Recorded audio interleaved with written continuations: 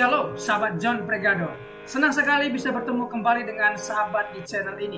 Terima kasih sahabat sudah mendukung channel ini sampai hari ini. Saya berdoa kepada Tuhan, kiranya Tuhanlah yang membalas dan memberkati kita semua.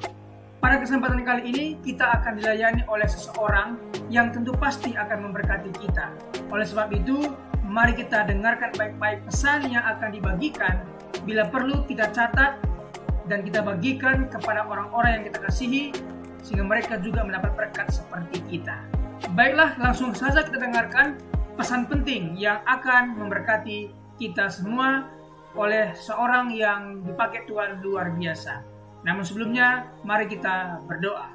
Tuhan, terima kasih buat kesempatan kali ini kami akan mendengarkan sesuatu pesan yang sangat penting yang tentu pasti akan memberkati kami. Berkatilah hambamu ini, anakmu ini, sehingga boleh menyampaikan isi hatimu dengan baik, dan berkati pendengar setia John Pregador. Terima kasih Tuhan, kami siap mendengarkan pesan penting ini. Demi nama Yesus. Amin. Shalom sahabat, senang berjumpa kembali dengan sahabat di channel ini. Hari ini kita akan membahas satu tema, yakni mengapa iblis selalu menggoda manusia. Hipotesis pertama, karena iblis ingin mencari pengikut. 2, iblis ingin menghancurkan manusia. 3, iblis tidak mau digantikan posisinya oleh manusia. Itu hipotesis pertama yang kita bisa ajukan. Tetapi kita mau lihat apa kata Alkitab. Mari kita mulai. Iblis diciptakan sebagai malaikat yang jatuh setelah memberontak terhadap Allah. Iblis memanfaatkan kelemahan manusia dengan menggunakan godaan dan rayuan tipu-tipu untuk membawa manusia ke dalam dosa terkutuk. Mengapa iblis menggoda? 1. Merusak rencana-rencana Allah. Iblis memiliki tekad untuk merusak rencana Allah bagi manusia dan memisahkan mereka dari kasih-Nya. Kita harus tahu bahwa iblis datang untuk mencuri, membunuh, dan membinasakan. Iblis tidak pernah memberi dengan cuma-cuma. Ketika ada orang yang minta bantuan kepada iblis, pesugihan, dan lain sebagainya, maka orang yang meminta itu akan mendapat tumbal, akan mendapat bencana, dan keturunannya akan hancur. Jadi sekali lagi iblis itu mencuri, membunuh, dan membinasakan. Dia bertekad untuk merusak rencana Allah bagi manusia. Tetapi manusia yang bodoh ini tidak tahu di balik godaan iblis ini. 2. Penggunaan godaan. Iblis menggunakan godaan dan rayuan tipu-tipu untuk mempengaruhi manusia agar jatuh ke dalam dosa. Kita lihat kehidupan Adam dan Hawa. Mereka hidup di taman Tuhan, akan tetapi iblis masuk dan menggoda Hawa. Dan Hawa pun tergoda akan godaan-godaan iblis ini. Dan dari situ mereka jatuh ke dalam dosa dan mereka harus diusir dari taman Tuhan. Jadi iblis selalu mencari celah untuk menggoda manusia dan jatuh dan hilang kemuliaan Allah dan jauh dari Allah. Itulah rencana iblis. 3. Ujian keimanan.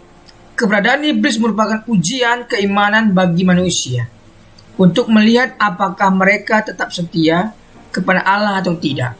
Suatu kali dalam kehidupan Ayub hidup berkelimpah harta, diberkati luar biasa, baik secara fisik, emosional, maupun spiritual. Semuanya tidak kekurangan. Akan tetapi Tuhan mengizinkan atas permintaan setan. Tuhan mengizinkan. Kemudian setan menghancurkan semua yang Tuhan berikan, itu harta, kekayaan, ternak, dan semuanya. Bahkan anak-anaknya pun harus kena dari imbas itu. Anaknya meninggal semuanya. Tinggallah Ayub dan istri. Dan Ayub pun dalam kondisi yang sangat parah, yakni sakit penyakit. Ibaratnya kusta begitu. Tetapi Ayub tetap setia kepada Tuhan. Kesetiaannya itu, keimanannya itu yang membuat dia tetap diperhatikan Tuhan. Setelah masa pencobaan selesai dan Tuhan berikan berlipat-lipat kali ganda lagi. Jadi kita bisa melihat pencobaan, ujian ini ada masanya, pasti berlalu. Seperti contoh Ayub ini. Ketika masa pencobaan berlalu, selesai, maka habis hujan terbitlah pelangi. Badai terbitlah pelangi. Keindahan janji Tuhan pun tergenapi. Inilah mengapa iblis menggoda manusia. Bahaya dosa yang terkutuk.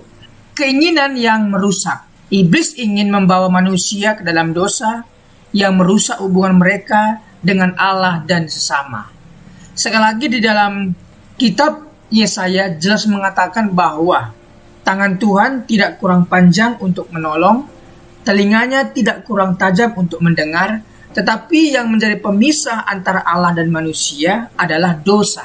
Iblis menawarkan godaan sehingga manusia jatuh ke dalam dosa. Dosa itu yang menjadi pemisah antara Allah dan manusia. Inilah selalu yang dilakukan oleh iblis, ingin merusak hubungan Allah dan manusia.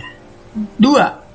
Pemisahan dari Allah. Dosa membawa manusia menjauh dari Allah dan mengarahkan mereka ke dalam kesesatan dan penderitaan. Godaan setan itu memang indah, instan, cepat, dan mudah. Akan tetapi di balik semua itu ada kesesatan, penderitaan, kesusahan yang mengikutinya. Jadi setan itu tidak pernah memberikan secara cuma-cuma, tetapi di baliknya adalah ada penderitaan. Ingat sekali lagi, setan datang untuk mencuri, membunuh, dan membinasakan. Tetapi Tuhan datang memberi kelimpahan, kehidupan yang kekal. Yang berikutnya, hilangnya kehidupan yang sejati. Inilah bahaya dosa yang terkutuk. Dosa terkutuk menghancurkan keselamatan dan memisahkan manusia dari kehidupan yang sejati dari sisi Allah. Kita awalnya mengecap kebaikan Tuhan, merasakan kebaikan Tuhan. Akan tetapi karena ada godaan, kedudukan, jabatan, kekayaan, kenikmatan, akhirnya kita tergoda lalu meninggalkan iman kita. Inilah iblis. Dia ingin menghilangkan kehidupan yang sejati. Tuhan sudah sediakan yang terbaik buat kita, tetapi kita memilih karena manusia diberikan hak bebas, free will, hak bebas, dapat memilih dan memutuskan itu baik dan yang salah. Hanya manusia yang diberikan itu, hewan tidak demikian. Jadi ketika kita memilih untuk melakukan yang salah, maka kita harus mempertanggungjawabkannya di hadapan Tuhan nantinya. Apakah kita layak menerima kekekalan sorga atau neraka? Iblis dan kehebatannya. 1. Kemampuan memanipulasi. Iblis memiliki kemampuan yang hebat dalam memanipulasi manusia agar mereka menerima dan melakukan dosa.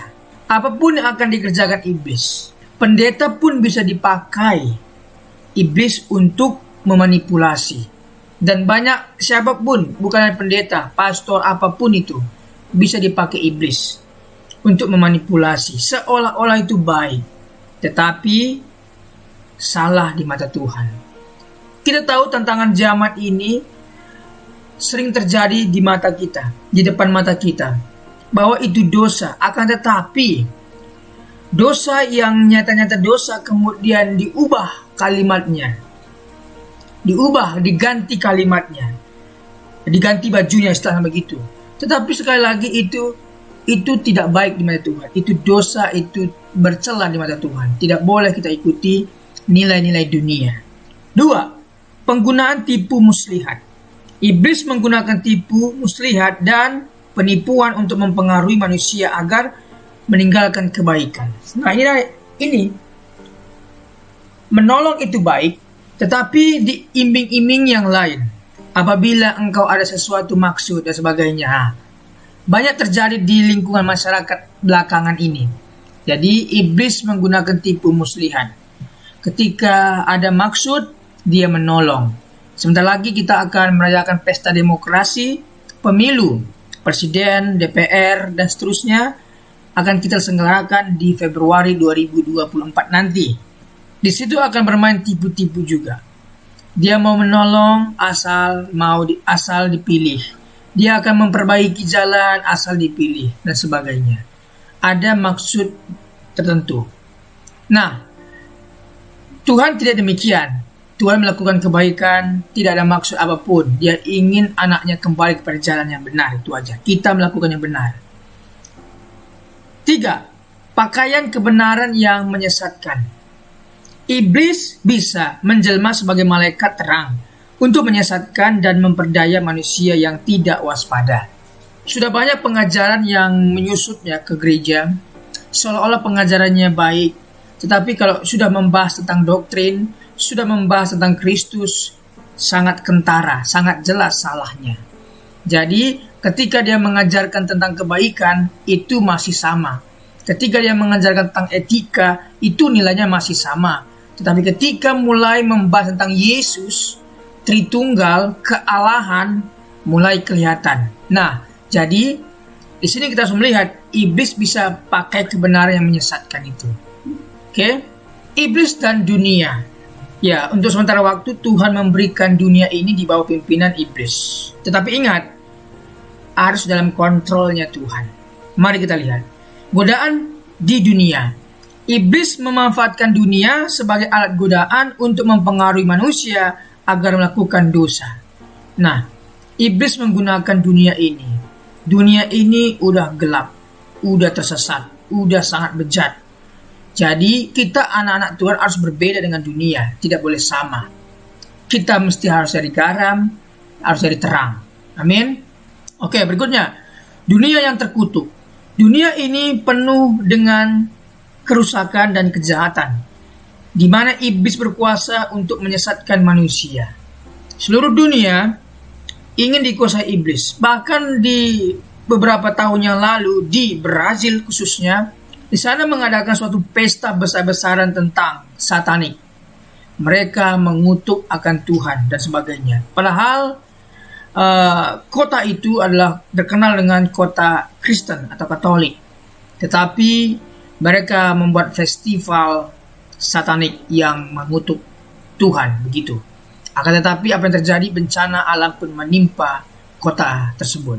Jadi jangan pernah melakukan tindakan-tindakan yang menentang kedaulatan kehendak Tuhan.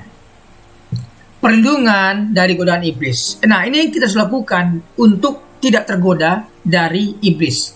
Iman yang kokoh. Memiliki iman yang kokoh kepada Allah akan melindungi kita dari godaan iblis.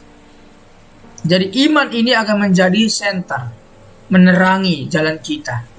Apabila senter atau iman kita redup, mulai tidak nyala, maka iblis akan masuk dan menggerogoti. Jadi kita harus memiliki iman yang kuat, teguh. Apabila digoda, kuat imannya dalam Tuhan, itu godaan, itu dosa, itu salah, kuat iman yang tidak tergoda. Doa dan baca Alkitab. Kita harus berdoa, artinya kita berkomunikasi dengan Tuhan. Membaca Alkitab artinya membiarkan Allah berbicara melalui Alkitab kepada kita. Jadi ada keseimbangan di sana. Adalah cara yang efektif untuk memperkuat iman dan mencegah godaan iblis. Karena kita tahu bahwa kita punya hubungan intim dengan Tuhan, maka Tuhan akan mengingatkan dalam hati kita, ini godaan iblis atau apa? Ini serangan iblis atau apa? Dan kita tidak akan terjerumus di dalamnya. Berikutnya, bergabung dengan komunitas Kristen. Kita harus mencari komunitas yang baik, pergaulan yang baik. Karena ada firman Tuhan mengatakan bahwa pergaulan yang buruk merusak kebiasaan yang baik. Nah, kita memiliki mungkin kebiasaan baik selama hidup. Dalam bimbingan orang tua, kita memiliki kebiasaan yang baik. Akan tetapi kemudian hari, kalau kita salah bergaul, maka semua kebaikan atau nilai-nilai kebaikan yang kita pernah diajarkan dengan salah bergaul, maka rusak semuanya. Itu makanya ada istilah, bertahun-tahun kita membangun kebaikan, butuh 1 hari saja untuk menghancurkannya. Jadi, ingat, iblis selalu menghancurkan kita dengan cara menggoda. Akhir dari iblis, hukuman yang kekal. Kita tahu bahwa iblis ini akhirnya hukuman yang kekal. Jadi, so pasti bahwa dia akan mencari orang-orang yang akan menemani dia di hukuman yang kekal itu. Oke? Oke, jangan mau tergoda oleh siasat tipuan iblis ini. Alkitab mengajarkan bahwa iblis dan para pengikutnya akan mendapat hukuman yang kekal. Hukuman yang kekal di api neraka. 2. Kemenangan Kristus. Kristus melalui kematiannya dan kebangkitannya telah mendapat kemenangan atas iblis dan dosa. Pegang Kristus, lawan iblis dengan sebut dalam nama Yesus, darah Yesus, ada kuasa.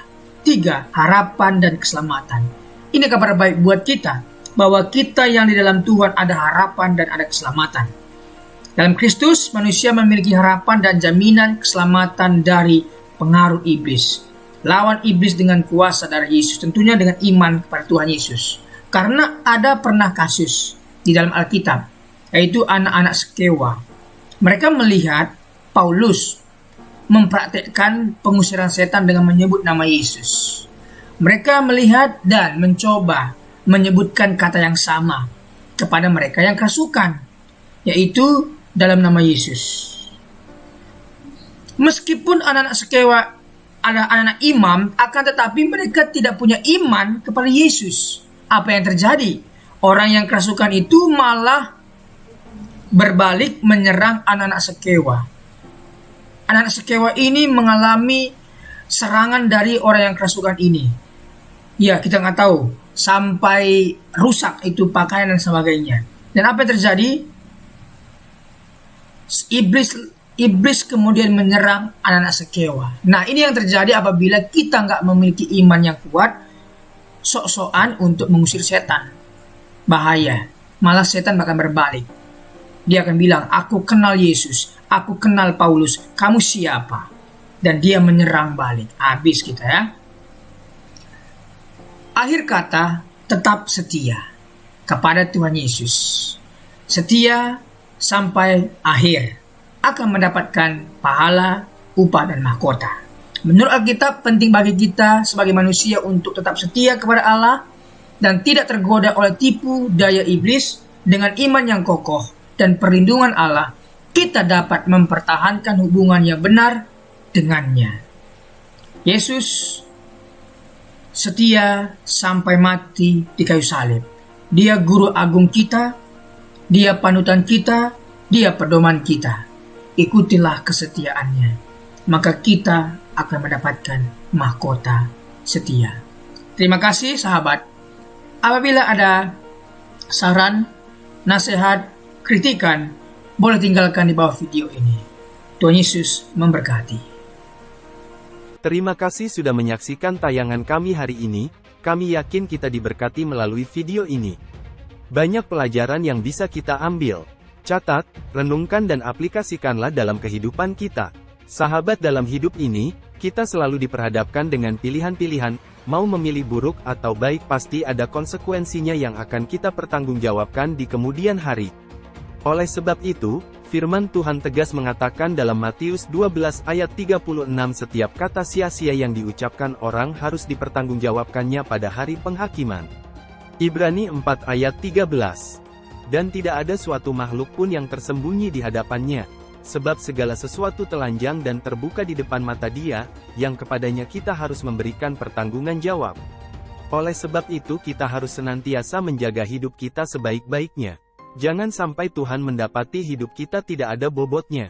Dengan terus menempel pada Tuhan, tekun mengikuti setiap firman rema yang Tuhan sampaikan, hidup kita akan senantiasa diisi oleh kebenaran. Terima kasih sahabat sudah mengikuti dan menyaksikan tayangan kami hari ini. Saya yakin dan percaya kita pasti diberkati melalui tayangan hari ini. Sahabat, bila diberkati dengan tayangan kami, marilah kita dengan murah hati share video ini kepada teman-teman kita yang lain, agar mereka juga tidak kehilangan informasi dan mereka juga diberkati. Diberkati untuk memberkati. Sahabat John Pregador, banyak sekali pelajaran yang kita bisa ambil dari sesi hari ini. Catatlah baik-baik poin-poin yang telah disampaikan, simpan dalam hati, dan diaplikasikan dalam kehidupan sehari-hari. Saya yakin dan percaya itu bisa menjadi pelajaran dan rema buat kita, sekaligus membuat kita bijaksana dan bertanggung jawab dalam menjalani kehidupan ini. Sahabat John Pregador, apapun yang terjadi dalam kehidupan ini, tetaplah percaya kepada Tuhan, bersandar kepada Tuhan, pegang firman Tuhan. Karena firman Tuhan adalah pedoman hidup kita yang menuntun kita kepada jalan yang benar, yang membawa kita kepada keselamatan yang kekal. Jadi sahabat, mari kita mempergunakan waktu ini sebaik-baiknya. Selama hidup, selama masih diberikan kesempatan untuk berkarya, mari kita beri yang terbaik kepada Tuhan. Sahabat, apabila engkau dalam kesusahan, ingatlah firman ini. Marilah kepadaku semua yang letih lesu dan berbeban berat, aku akan memberikan kelegaan kepadamu. Pikulah kuk yang kupasang dan belajarlah kepadaku, karena aku lemah lembut dan rendah hati, dan jiwamu akan mendapatkan ketenangan. Diberkati orang yang mengandalkan Tuhan, yang menaruh harapannya kepada Tuhan. Ia akan seperti pohon yang ditanam di tepi air, yang merambat akar-akarnya ke tepi batang air, dan yang tidak mengalami datangnya panas terik, yang daunnya tetap hijau, yang tidak khawatir dalam tahun kering, dan yang tidak berhenti menghasilkan buah. Janganlah takut, sebab aku menyertai engkau. Janganlah bimbang, sebab aku ini Allahmu. Aku akan meneguhkan, bahkan akan menolong engkau. Aku akan memegang engkau dengan tangan kananku yang membawa kemenangan. Sebab aku ini mengetahui rancangan-rancangan apa yang ada padaku mengenai kamu. Demikianlah firman Tuhan, yaitu rancangan damai sejahtera dan bukan rancangan kecelakaan, untuk memberikan kepadamu hari depan yang penuh harapan. Tuhan memberkati engkau dan melindungi engkau. Tuhan menyinari engkau dengan wajahnya dan memberikan engkau kasih karunia. Tuhan menghadapkan wajahnya kepadamu dan memberikan engkau damai sejahtera. Tetaplah berpegang pada janji Tuhan. Diberkati sahabat John Pregador dimanapun berada. Pekerjaan apapun yang sedang dikerjakan, Tuhan buat berhasil. Darah Yesus bukan dalam berkat, keberuntungan, keberhasilan, masa depan yang penuh harapan diberikan Tuhan kepada setiap pendengar setia John Pregador. Terima kasih, Tuhan Yesus memberkati. Mari kita berdoa. Tuhan Yesus, terima kasih buat hari ini. Kami percaya setiap hari adalah hari yang baik Engkau berikan kepada kami. Dan hari ini pun kami merasakan kebaikan Tuhan dan tidak ada alasan kami untuk tidak mengucap syukur. Terima kasih sepanjang hari yang Tuhan berkati. Terima kasih renungan kabar baik yang sudah kami dengar hari ini. Diberkatilah kiranya semua pendengar setia John Pregador. Dibukakan jalan berkat, jalan keberuntungan, keberhasilan mereka. Pekerjaan mereka berhasil dan beruntung. Keluarga mereka diberkati oleh Tuhan. Terima kasih Tuhan Yesus. Pertemukan kami di hari-hari berikutnya dengan keadaan sehat dan baik, diberkati oleh Tuhan Yesus. Terima kasih buat pembicara narasumber hari ini. Diberkati pekerjaan, usaha, bisnis apapun yang mereka kerjakan, Tuhan buat berhasil dan beruntung. Terima kasih Tuhan Yesus. Demi nama Tuhan Yesus kami berdoa dan mengucap syukur. Haleluya. Amin.